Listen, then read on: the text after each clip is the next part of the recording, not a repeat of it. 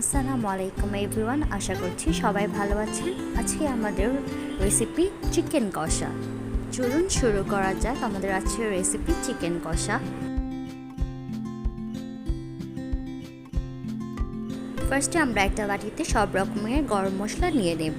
তেজপাতা, দারচিনি, শুকনা মরিচ, গোলমরিচ, এলাচ, কালো এলাচ, লবঙ্গ।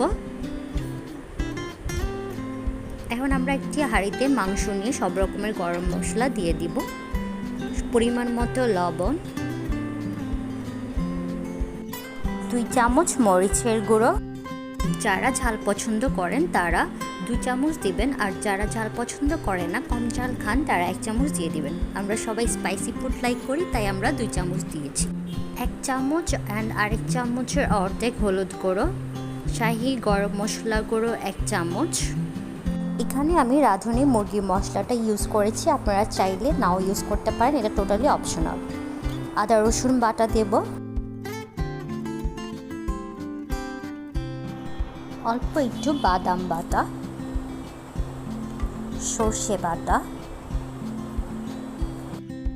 পেঁয়াজ কুচি,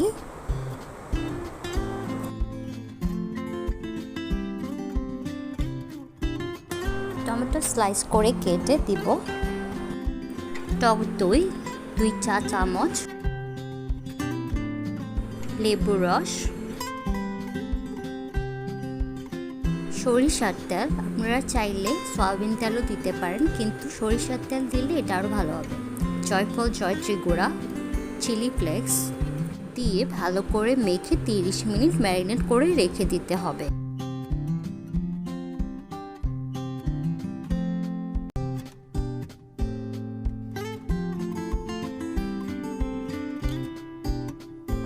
চুলার আঁচ হাই হিটে দিয়ে মাংসটা বসিয়ে দিতে হবে 5 মিনিটের জন্য।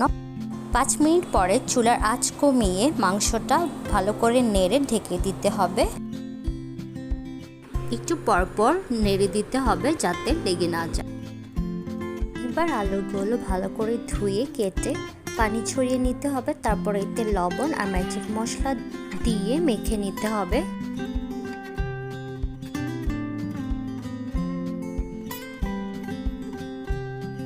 এবার চুলায় তেল দিয়ে আলুগুলো হালকা করে ভেজে নিতে হবে।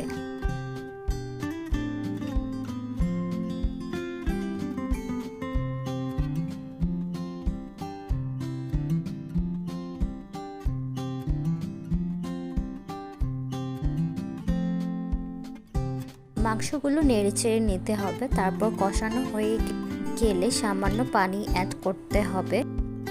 যেহেতু এটা কষানো মাংস, এতে অল্প পরিমাণ পানি অ্যাড করা লাগবে। পর ভাজা আলুগুলো মাংসের মধ্যে দিয়ে দিতে হবে।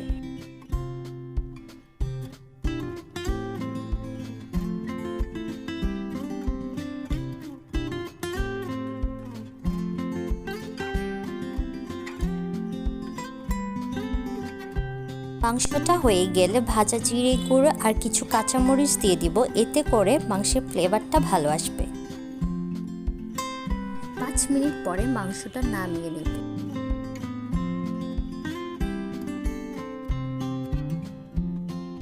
রেডি হয়ে গেল আমাদের চিকেন কষা।